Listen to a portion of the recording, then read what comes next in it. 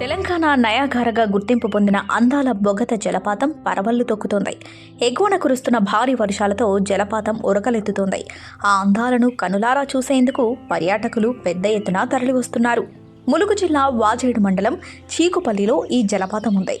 ఎగువన ఛత్తీస్గఢ్లో కురుస్తున్న భారీ వర్షాలకు కొండలు, కోనలు, వాగులు, వంకల నడుమ పొంగి పొర్లుతున్నాయి.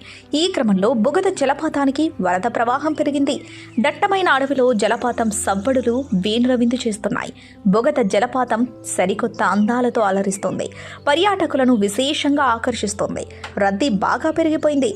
విద్యార్థులు, ఉద్యోగులు, యువతీ యువకులు, పిల్లా పాపలతో పెద్ద సంఖ్యలో వస్తున్నారు. సుమారు 50 అడుగుల ఎత్తు నుంచి నీరు జాలువారుతుంటే పర్యాటకులు కేరింతలు కొడుతూ సెల్ఫీలతో ఫోటోలు దిగుతూ ఎంజాయ్ చేస్తున్నారు. దిగువకు చేరిన నీటిలో జలకాలాడుతూ నీళ్లలో నుంచి బయటకు రావాలనిపించడమే లేదు అని చెప్తున్నారు కొంతమంది సరదాగా గడుపుతున్నవారు.